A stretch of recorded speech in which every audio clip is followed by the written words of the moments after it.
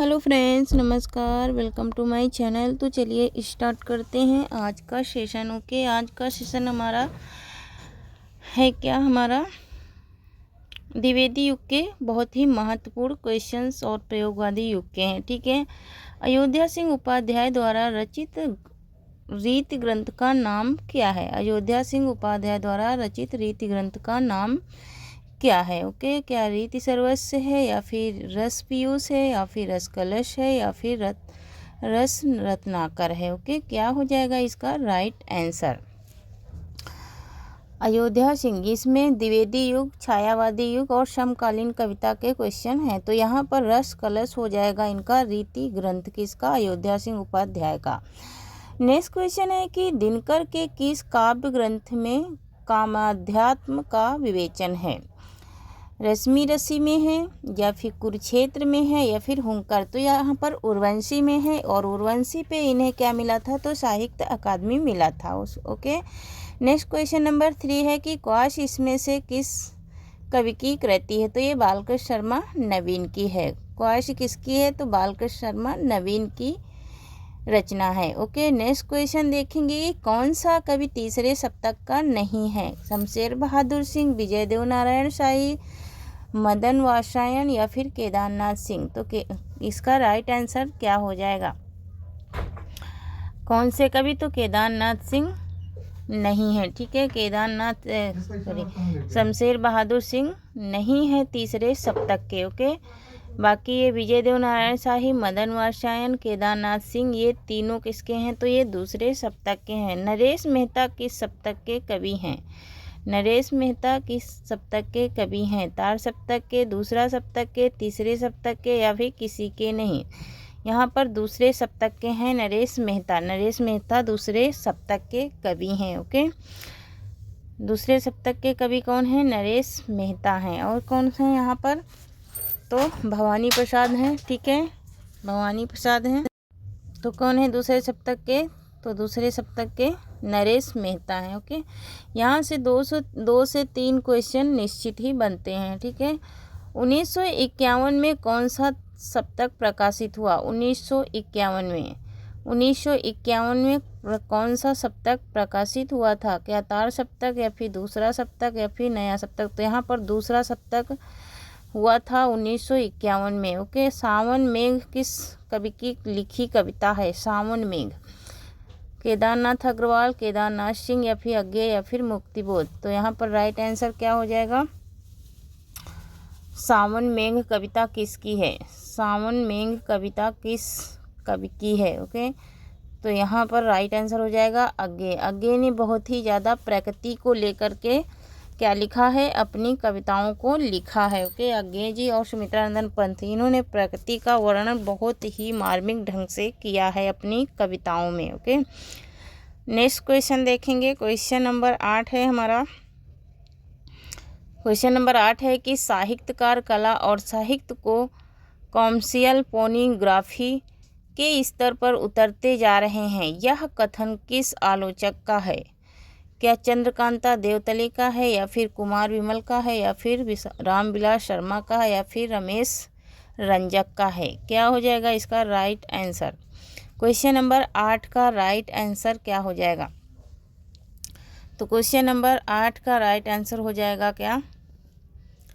Question number 8 का right answer हो जाएगा कि साहित्यकार का ये कथन है। कथन हमें बताना है। तो ये किसका है? कुमार विमल का कथन है। किसका है? कुमार विमल का कथन है।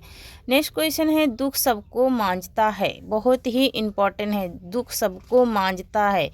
यह पंक्ति किस कवि की है? बहुत ही मोस्ट इम्पोर्टेंट क्वेश्चन है।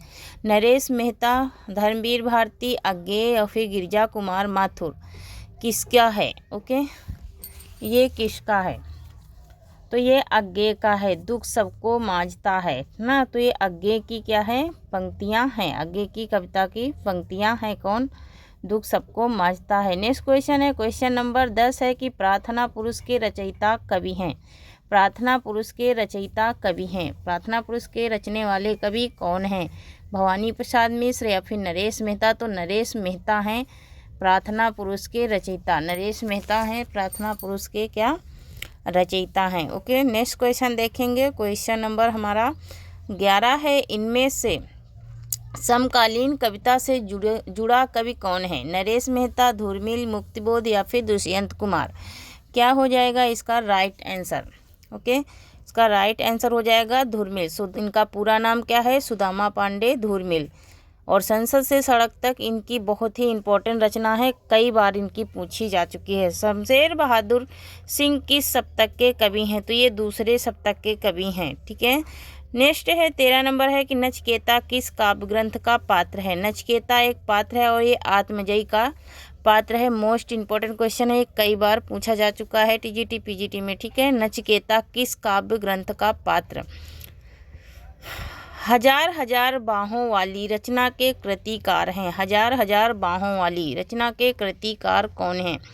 शमशेर बहादुर सिंह, अज्ञेय या फिर नागार्जुन या फिर धूर्मिल? कौन हो जाए, क्या हो जाएगा इसका राइट आंसर? यहाँ पर हजार हजार बाहों वाली तो नागार्जुन का है, नागार्जुन की ये कृति है, हजार हजार बाहों वाली।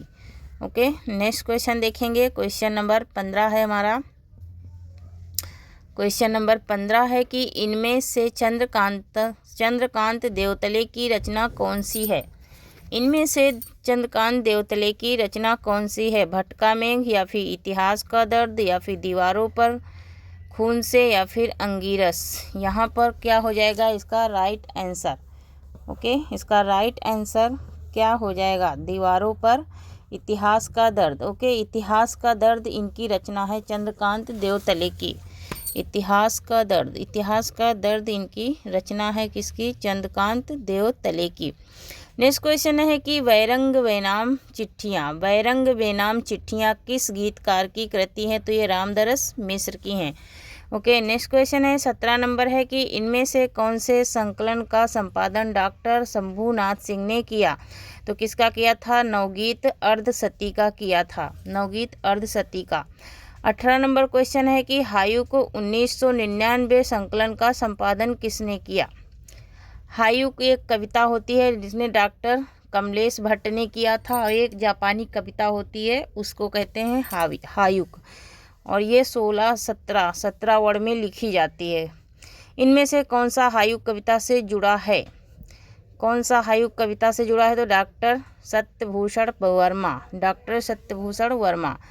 गीतांजलि का प्रकाशन कब हुआ? गीतांजलि नहीं, गीतांजलि होगा यहाँ पर। गीतांजलि का प्रकाशन कब हुआ? ओके, गीतांजलि का प्रकाशन कब हुआ? 1965 में, 1960 में या फिर 1958 में या फिर 1990 में? क्या हो जाएगा इसका राइट आंसर?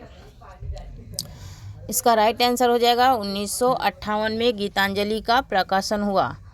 शंबुक नामक कृति के रचयिता हैं। 21 नंबर क्वेश्चन है, शंबुक नामक कृति के रचयिता हैं जगदीश गुप्त। ओके, कौन हो जाएंगे? राइट आंसर क्या हो जाएगा? जगदीश गुप्त। शंबुक नामक कृति के जगदीश गुप्त। नेक्स्ट क्वेश्चन है, क्वेश्चन नंबर 22 है कि मुक्त प्रसंग इनमें से किसकी कृति है? मुक्त प्रसंग इनमें से किसकी कृति है? नरेंद्र मोहन की, चंद्रकांत देवतले की या फिर कीर्ति चौधरी की या फिर राजकमल चौधरी की? क्या हो जाएगा इसका राइट आंसर? मुक्ति प्रसंग, मुक्ति प्रसंग किसकी रचना है? मुक्ति प्रसंग किसकी रचना है ये हमें बताना है। तो इसका राइट आंसर हो जाएगा राजकमल चौधरी, राजकमल चौधरी की रचना है मुक्ति प्रसंग। इनमें से कौन सी कृति लीलाधर जगूड़ी की है? क्या नाटक जारी है या फिर मृग और तृष्णा या फिर मछली घर या फिर माया दर्पण? क्या हो जाएगा इसका राइट आंसर? तो इसका राइट आंसर हो जाएगा नाटक जारी है, नाटक जारी है लीलाधर जगूड़ी का है। आंगन के पार द्वार मोस्ट इम्पोर्टेंट रचना है। आंगन के पार द्वार रचयिता कवि का नाम बताइए? तो ये अज्ञेय की रचना है आंगन के पार द्वार।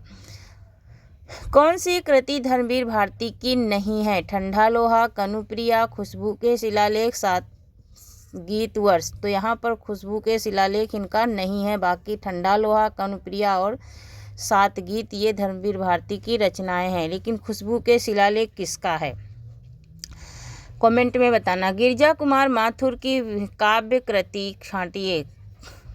कपलांतर, देशांतर, सतपुड़ा के जंगल या फिर प्रशांति? तो यहाँ पर राइट आंसर क्या हो जाएगा किसका, गिरिजा कुमार माथुर का। तो क्या है, कल्पनांतर है। जकी उपनाम से हिंदी के कौन से कवि उर्दू में लिखते थे। जकी उपनाम से कौन से कवि हिंदी के उर्दू में लिखते थे। तो जगन्नाथ दास रत्नाकर लिखते थे उर्दू में। शुक्ल जी में इनमें से किस कवि को छायावाद का प्रवर्तक माना है। शुक्ल जी ने इनमें से किस कवि को छायावाद का प्रवर्तक माना है। तो मुकुटधर पांडे को माना है। इनमें से कौन राष्ट्रीय काव्यधारा का कवि नहीं है। राष्ट्रीय काव्यधारा का कवि नहीं है, ये हमें बताना है। रामनरेश त्रिपाठी, बालकृष्ण शर्मा नवीन, या फिर माखनलाल चतुर्वेदी, या फिर श्रीधर पाठक। क्या हो जाएगा इसका राइट आंसर। इसका राइट आंसर क्या हो जाएगा, तो श्रीधर पाठक ये राष्ट्रीय काव्यधारा के कवि नहीं है। बाकी रामनरेश त्रिपाठी और बालकृष्ण शर्मा नवीन, माखनलाल चतुर्वेदी ये तीनों हैं। वह नर नहीं नर पशु निराहे और मृकत सम्मान है। ये पंक्तियाँ किस कवि की हैं। मैथिली शरण गुप्त की, रामनरेश त्रिपाठी की, गया प्रसाद शुक्ल स्नेही की, या फिर तो ये किसकी हैं, गया प्रसाद शुक्ल स्नेही की पंक्तियां हैं। कवि कर्तव्य किसका निबंध है। कवि कर्तव्य किसका निबंध है। रामचंद्र शुक्ल, महावीर प्रसाद द्विवेदी, बालकृष्ण भट्ट, या फिर प्रताप नारायण मिश्र का। ओके, क्या हो जाएगा इसका राइट आंसर। कवि कर्तव्य किसका निबंध है। तो ये किसका निबंध है, तो ये महावीर प्रसाद द्विवेदी का निबंध है। नेक्स्ट क्वेश्चन देखेंगे। क्वेश्चन नंबर 33 है कि आचार्य महावीर प्रसाद द्विवेदी और हिंदी नवजागरण नामक पुस्तक के रचयिता कौन हैं। आचार्य रामचंद्र शुक्ल, या फिर डॉक्टर नागेंद्र, या फिर अज्ञे, या फिर डॉक्टर रामविलास शर्मा। तो डॉक्टर रामविलास शर्मा है। ये मोस्ट इम्पोर्टेंट क्वेश्चन है, कई बार रिपीट हो चुका है। ओके, आज का 35 नंबर क्वेश्चन है कि साकेत महाकाव्य का नामकरण किसके आधार पर किया गया। नायक के आधार पर, नायिका के आधार पर, आस्थान के आधार पर, या फिर घटना के आधार पर। क्या हो जाएगा इसका राइट आंसर। इसका राइट आंसर क्या हो जाएगा। साकेत महाकाव्य का नामकरण किसके आधार पर किया गया। तो इसका राइट आंसर हमारा क्या हो जाएगा, नायक के आधार पर, या नायिका के आधार पर, या फिर स्थान के आधार पर, या फिर घटना के आधार पर। ओके, तो यहाँ पर इसका राइट आंसर क्या होगा।